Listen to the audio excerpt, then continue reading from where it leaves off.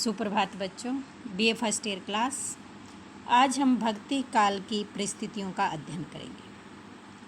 कल की वीडियो में हमने भक्ति काल के उद्भव व विकास का जिक्र किया। भक्ति की उत्पत्ति कैसे हुई और उत्तर भारत में भक्ति को लाने का श्रेय रामानंद को जाता है आदि के बारे में हम कल पढ़ चुके हैं। और आज हम इस समय की परिस्थितियाँ, जो हमारे देश में उस समय माहौल था, जैसा वातावरण था, उसका अध्ययन हम आज करेंगे। भक्ति काल को हिंदी साहित्य के स्वर्ण युग के नाम से जाना जाता है। भक्ति काल मध्यकाल का एक भाग है। मध्यकाल को दो खंडों में विभक्त किया गया है, पूर्व मध्यकाल एवं उत्तर मध्यकाल। पूर्व मध्यकाल को भक्ति काल तथा उत्तर मध्यकाल को रीतिकाल कहा गया है। आचार्य रामचंद्र शुक्ल ने संवत 1375 विक्रमी संवत से 1700 विक्रमी संवत तक के कालखंड को भक्ति काल कहा है। उसके अनुसार इस काल में भक्ति भाव की प्रधानता थी, यानी भक्ति की भावना सर्वत्र फैली हुई थी। इसलिए प्रवृत्ति की दृष्टि से इसका यह नामकरण उचित है। डॉक्टर नगेंद्र ने अध्ययन की सुविधा के लिए इसका समय 1350 ईस्वी से 1650 ईस्वी तक निर्धारित किया है। तो आज हम भक्ति काल की परिस्थितियों के बारे में अध्ययन करने जा रहे हैं। हिंदी साहित्य के भक्ति काल में देखते हैं कि विदेशी मुसलमान देश पर आधिपत्य स्थापित करने के साथ साथ मुस्लिम धर्म का प्रचार भी करने लगे थे, क्योंकि उस समय हमारे देश पर अंग्रेज़ों से पहले जो मुस्लिम साम्राज्य का आधिपत्य था, तो मुस्लिम धर्म का प्रचार प्रसार किया जाता था। हिंदू जाति राजनीतिक दृष्टि से पूर्णतः पराजित हो चुकी थी। हिंदुओं के पास शासन व्यवस्था नहीं थी। मुस्लिमों ने उन पर अपना आधिपत्य जमा लिया था। उनका झुकाव भक्ति की ओर बढ़ने लगा। इसीलिए आचार्य रामचंद्र शुक्ल ने माना है कि भक्ति की उत्पत्ति हिंदू जाति की जो पराजित मनोवृत्ति है उसके कारण हुई। यानी उनके अनुसार जब मुस्लिमों के शासन व्यवस्था से, मुस्लिमों के क्रूर व्यवहार से और उनके कारण जब हिंदू जाति मानसिक रूप से प्रताड़ित की जा रही थी, उन पर ज़बरदस्ती मुस्लिम धर्म थोपा जा रहा था, तो उस समय हिंदू जाति ने भगवान की शरण ली और भक्ति को अपनाया। जिस प्रकार हम जब कभी परेशान होते हैं, दुखी होते हैं, तो हमें भगवान की शरण में जाकर ही शांति की प्राप्ति होती है। उसी प्रकार हिंदू जाति भी मुस्लिमों के आक्रमणों के कारण, मुस्लिमों के व्यवहार के कारण, उनकी जो पराजित मनोवृत्ति थी उसके कारण उनका झुकाव भक्ति की ओर होने लगा। इस युग का वातावरण उस काल की राजनीति, समाज, धर्म, संस्कृति, कला आदि को प्रभावित करता है, क्योंकि जैसा भी समय होता है, जैसी परिस्थितियाँ होती हैं, वह हर दृष्टिकोण से उस समय के वातावरण को, चाहे वो राजनीतिक वातावरण है, चाहे सामाजिक वातावरण है, चाहे धर्म है, संस्कृति है आदि, सब कला आदि को प्रभावित करता है। यानी समय की जो स्थितियाँ होती हैं वो सबको प्रभावित करता है। इस काल में जिस साहित्य का निर्माण हुआ उसके पीछे तत्कालीन राजनीतिक, सामाजिक, धार्मिक तथा सांस्कृतिक परिस्थितियाँ बहुत कुछ उत्तरदायी हैं, यानी उसी के कारण हुआ। अतः तत्कालीन परिस्थितियों का संक्षिप्त परिचय हम पढ़ेंगे। राजनीतिक परिस्थितियाँ उत्तर भारत में 1325 से 1526 ईस्वी तक तुगलक वंश, सैयद वंश तथा लोदी वंश का शासन रहा। कौन कौन से वंश रहे? 1325 से 1526 ईस्वी तक तुगलक, सैयद तथा लोदी वंश। मोहम्मद बिन तुगलक, फिरोज शाह तुगलक, जौन शाही, सुल्तान मोहम्मद शाह तथा तुगलक वंश का शासन रहा। और उसके बाद दिल्ली पर खिजर खां ने अधिकार कर लिया और सैयद वंश की स्थापना हुई। सैयद वंश 1451 ईस्वी तक चलता रहा। उसके बाद लोदी वंश का सर्वाधिक प्रभावशाली सुल्तान इब्राहिम लोदी था, जिसने 1526 ईस्वी में बाबर ने पानीपत के मैदान में युद्ध किया। भक्ति काल के द्वितीय चरण में मुगलों का शासन रहा। प्रथम चरणों में कौन कौन से शासक रहे? तुगलक वंश, सैयद वंश और लोदी वंश। और द्वितीय में 1526 ईस्वी में बाबर ने पानीपत के मैदान में युद्ध किया। भक्ति काल के द्वितीय चरण में मुगलों का शासन रहा। मुगलों में बाबर, हुमायूं, अकबर, जहांगीर, शाहजहां। इनकी शासन व्यवस्था रही। तो उस समय जो हमारा यह काल था, यह अव्यवस्था एवं संघर्ष का काल था।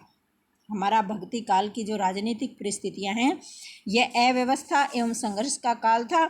बाबर ने लोदी को पराजित करके मुगल राज्य की नींव रखी थी 1526 ईस्वी में, लेकिन शेरशाह सूरी ने हुमायूं को हराकर अपना राज्य प्राप्त कर लिया। शीघ्र ही हुमायूं ने उसे पुनः हरा दिया। तो इस प्रकार कश्मीर, मालवा, गुजरात आदि पर स्वतंत्र राज्य थे। मुगलों में अकबर जो सर्वश्रेष्ठ बादशाह साबित हुए, उसने धीरे धीरे सभी राज्यों पर अधिकार करके अपने राज्य की सीमाओं का विस्तार किया। महाराणा प्रताप ने अकबर से और अमर सिंह ने जहांगीर से निरंतर युद्ध किए। अकबर ने हिंदुओं के प्रति उदार एवं सहिष्णुतापूर्ण दृष्टि अपनाकर हिंदू मुस्लिम घृणा को कम करने का प्रयास किया, लेकिन हिंदू जनता में गौरव, गौरव और उत्साह के लिए वह स्थान नहीं रह गया था, क्योंकि उनके सामने देव मंदिर गिराए जा रहे थे। मुस्लिम जो साम्राज्य था, वह अपने साम्राज्य को विकसित करने के लिए मंदिरों को तोड़कर उनके स्थान पर मस्जिदों का निर्माण करते जा रहे थे। इसलिए हिंदू जाति जो है, उनकी मनोवृत्ति लगातार कमज़ोर होती जा रही थी और उन्होंने भगवान की शरण में जाकर शांति प्राप्त की, यानी शांति महसूस की। उनके सामने ही देव मूर्तियाँ तोड़ी जा रही थी, उनके साथ जो दुर्व्यवहार किया जा रहा था। तो इस प्रकार राजनीतिक दृष्टि से भले ही हिंदुओं का प्रभाव हो गया था, वो हार गए थे, किंतु वे अपने को छोटा मानने को तैयार नहीं थे। इसलिए हिंदू और मुस्लिम दोनों संप्रदायों के धर्माचार्य भी उनके विद्वेष को बढ़ाने में योगदान दे रहे थे। यानी एक दूसरे के प्रति जो राजनीतिक कट्टरता थी, जो धार्मिक सहिष्णुता थी, वो समाप्त होती जा रही थी। संक्षेप में कहा जा सकता है कि भक्ति काल के उदय के आरंभ में या राजनीतिक दृष्टि से क्या थी, अराजकता थी, लेकिन बाद में धीरे धीरे स्थिरता उत्पन्न होने लगी। समूचे भारत पर मुगलों का जो आधिपत्य था वो स्थापित हो चुका था। यद्यपि हिंदू परतंत्र थे, गुलाम थे, लेकिन हिंदुओं और मुसलमानों में सहिष्णुता का भाव भी उभरने लगा था। अकबर और जहांगीर जैसे श्रेष्ठ राजाओं ने उन दोनों के बीच जो धार्मिक सहिष्णुता के बीज बोए थे, उसके कारण थोड़ी सी जो शांति की स्थापना हो गई थी। उसके बाद हम करते हैं सामाजिक परिस्थितियाँ। सामाजिक मतलब जैसी राजनीतिक व्यवस्था होती है, उसका समाज पर असर पड़ता है, क्योंकि राजनीति के कारण ही समाज की जो व्यवस्था, समाज का जो ढांचा चलता है। जैसे हम आज के समय को ले लेते हैं, जैसे हमारे नेता होते हैं, जैसी योजनाएं बनती हैं, जैसे कार्यक्रम किए जाते हैं और जिस प्रकार विकास का कार्य किया जाता है, तो जनता पर उसका प्रभाव पड़ता है। यानी जैसी हमारी शासन व्यवस्था होगी, समाज का लोगों का रहन सहन उसी के स्तर का होगा, उसी के अनुसार होगा। इस काल की अव्यवस्थित एवं संघर्षमयी राजनीतिक परिस्थितियों के कारण देश की सामाजिक परिस्थितियां भी शोचनीय थी, क्योंकि यदि राजनीतिक रूप से उथल पुथल है, राजनीतिक रूप से जो संघर्ष चल रहा है, जो हमारे देश की शासन व्यवस्था है वो संघर्षों में, युद्धों में उलझी हुई है, तो जनता के ऊपर क्या प्रभाव पड़ेगा ये हम सोच सकते हैं, क्योंकि जनता के ऊपर वैसा ही प्रभाव पड़ता है जैसा राजनीतिक व्यवस्था होती है, उसी के अनुसार जनता पर जो है प्रभाव पड़ता है। तो हमारी राजनीतिक व्यवस्था के कारण जो सामाजिक परिस्थितियां थी वो भी शोचनीय थी। इस काल में मुगल राज्य की स्थापना के फलस्वरूप मुसलमान और हिंदुओं के बीच विविध क्षेत्रों में आदान प्रदान हुआ, लेकिन हिंदुओं की वर्ण व्यवस्था के नियम और अधिक कठोर हो गए। हिंदुओं में जो वर्ण व्यवस्था थी, जैसे क्षत्रिय, वैश्य, शूद्र आदि जो वर्ण व्यवस्था के आधार पर जातियां बटी हुई थी, वो नियम और भी अधिक कठोर हो गए। हिंदू मुसलमानों में परस्पर विवाह होने लगे थे, लेकिन इसका परिणाम यह हुआ कि हिंदू लोग मुस्लिम धर्म ग्रहण करने लगे। यानी सामाजिक परिस्थितियाँ, वर्ण व्यवस्था में आस्था रखने वाले हिंदू छुआछात में विश्वास रखते थे, क्योंकि वर्ण व्यवस्था कौन कर सकता है? जो जाति पाति छुआछात आदि आडंबरों में विश्वास रखता है, वही वर्ण व्यवस्था में विश्वास रखेगा। उनमें ऊंच नीच की भावना विद्यमान थी। हिंदू और मुसलमानों में परस्पर आत्मीयता नहीं थी, यानी आपस में प्रेम भाव नहीं था। हिंदू कन्याओं को संपन्न मुसलमान क्रय करके या अपहरण करके अपने घर में ले आते थे। क्रय करके का मतलब खरीद कर, या तो उनको खरीदा जाता था या फिर उनको जबरदस्ती अपहरण करके अपने घर में ले आते थे। स्त्रियों को अधिकार प्राप्त नहीं थे। स्त्रियों को उस समय स्वतंत्रता का अधिकार प्राप्त नहीं था। पुरुष प्रधान समाज होने के कारण स्त्रियों के साथ जो व्यवहार किया जाता था, जैसा व्यवहार किया जाता था, उनका शोषण किया जाता था, उन्हें दूसरे दर्जे का नागरिक माना जाता था। पुरुष प्रधान समाज के कारण स्त्रियों को दूसरे दर्जे का नागरिक माना जाता था। पर्दा प्रथा उस युग में खास आवश्यकता बन गई थी। कहा जाता है कि मुस्लिम शासकों की बुरी नज़र से बचाने के लिए हिंदुओं ने अपनी स्त्रियों से पर्दा करवाना आरंभ कर दिया था। वो सोचते थे कि यदि मुस्लिम लोग सुंदर स्त्रियों को देखेंगे या तो वो उन्हें खरीद कर या फिर उन्हें उनका ज़बरदस्ती अपहरण करके उन्हें ले जाएंगे। हिंदुओं में संयुक्त परिवार प्रथा थी, यानी पूरा परिवार मिलजुल कर रहता था।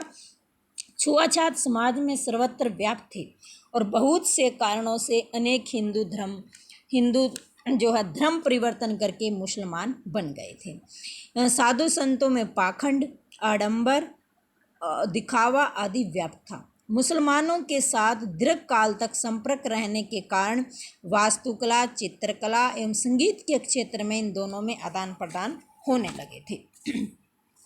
जमींदारी प्रथा मुगलों द्वारा फिर से आरंभ की गई थी, यानी मुगल जो है मुगलों ने जमींदारी प्रथा आरंभ की थी। जैसे कि जो खेत होते थे वो जमींदारों के अधीन होते थे, किसान खेतों में काम करते थे और जमींदार उनसे लगान लेते थे। ये लोग विलासितापूर्ण जीवन बिता रहे थे, क्योंकि किसी एक जमींदार को पूरा गांव दे दिया जाता था और वह उस गांव का जमींदार होता था और वह गांव के किसानों से लगान लेकर जीवन यापन करता था और उनका जीवन विलासितापूर्ण था। मुस्लिम शासकों की काम वासना से बचने के लिए हिंदुओं में बाल विवाह और पर्दे की प्रथा आरंभ हो गई थी। जो मुस्लिम शासक थे वो स्त्रियों पर बुरी नज़र रखते थे, इसलिए अपनी स्त्रियों को, अपने बच्चों को उनकी बुरी नज़र से बचाने के लिए हिंदू लोग छोटी आयु में ही अपनी लड़कियों की शादी कर देते थे और स्त्रियों को पर्दे में रखा जाता था। उधर राजपूतों में सती प्रथा और जौहर की प्रथा जोर पकड़ती जा रही थी। जैसे कि आपको पता है सती प्रथा क्या होती है। पति की मृत्यु के बाद स्त्री को उसके साथ जिंदा जला देना कौन सी प्रथा थी? सती प्रथा। इस सती प्रथा का अंत कब हुआ? 1829 ईस्वी में राजा राम मोहन राय के प्रयासों से। तो राजपूतों में जो सती प्रथा और जौहर प्रथा क्या थी? जब राजपूत किसी युद्ध में हार जाते थे तो उनकी पत्नियां, क्योंकि उस समय क्या होता था, जो राजा विजित हो जाता था, जो दूसरे राजा को जीत लेता था, तो उसकी शासन व्यवस्था के साथ साथ उसकी पत्नी को भी वह अपने साथ अपने हरम में ले आता था, यानी अपने राजमहल में उसके राज्य पर कब्जा करके उसकी सारी संपत्ति के साथ साथ उसकी पत्नी को अपनी रानी बना लेता था। तो इसलिए राजपूतों की स्त्रियां उनको अपना पति मानने से पहले ही वो जिंदा आग में जल जाती थी। इसको जौहर प्रथा कहा जाता है। हिंदुओं की आर्थिक स्थिति अच्छी नहीं थी। हिंदू जो थे उनकी आर्थिक स्थिति अच्छी नहीं थी। इतिहासकार बर्नियर ने इस तथ्य का समर्थन किया है। जो अनेक इतिहासकार आए हैं, विदेशी इतिहासकार, उन्होंने इसके बारे में बताया है। हिंदुओं के पास धन संचित करने के कोई साधन नहीं थे, यानी हिंदुओं के पास, जो हिंदू थे वो गरीब होते जा रहे थे और उनके पास धन नहीं था और धन संचय करने के साधन भी नहीं थे और उनको अधिकांश को निर्धनता तथा अभाव के कारण आजीविका के लिए निरंतर संघर्ष में जीवन बिताना पड़ रहा था। गरीबी के कारण और अभाव के कारण, कमी के कारण उनको आजीविका के लिए, जीवित रहने के लिए निरंतर संघर्ष में जीवन बिताना पड़ रहा था। फिर भी अकबर के काल में हिंदुओं और मुसलमानों में वास्तुकला, चित्रकला, धर्म और साहित्य के क्षेत्र में समन्वय होने लगा था। वास्तुकला क्या होती है? वास्तुकला जैसे भवन बनाना, बड़े बड़े महलों का निर्माण करना, उच्च कोटि के जो भवन बनाना, श्रेष्ठ चित्रकारी द्वारा, वास्तुकारी द्वारा, जैसे ताजमहल है, लाल किला है और चित्तौड़ के जो भवन हैं, आदि भवनों का निर्माण किसके अंतर्गत आता है? वास्तुकला के अंतर्गत। उसके साथ साथ चित्रकला, धर्म और साहित्य के क्षेत्र में समन्वय होने लगा था। अब हम इसके बाद धार्मिक परिस्थितियों का अध्ययन करेंगे। धार्मिक परिस्थिति यानी धर्म के बारे में उस समय के धर्म की जो नीतियाँ थी, उस समय जो धर्म था जिसका प्रचलन था, जनता जिस धर्म का पालन करती थी उसके बारे में हम अध्ययन करेंगे। इस काल में बौद्ध धर्म का काफ़ी ह्रास हो चुका था, यानी बौद्ध धर्म पतन की ओर जा चुका था। यह धर्म अपने मूल उद्देश्य को भूलकर चमत्कारों द्वारा जनता को प्रभावित करने में लगा हुआ था। बौद्ध धर्म जो दो शाखाओं में बट गया था, महायान और हीनयान। इन शाखाओं ने जो संत थे उन्होंने अपने मूल उद्देश्य को यानी जनता को मुक्ति का द्वार न दिखाकर चमत्कारों द्वारा जनता को प्रभावित करने में लगा हुआ था। उसके अनेक संप्रदाय बन चुके थे, परंतु सिद्धनाथ आदि संप्रदाय कर्म कांड को ठुकराकर निर्गुण को अपनाने पर बल दे रहे थे।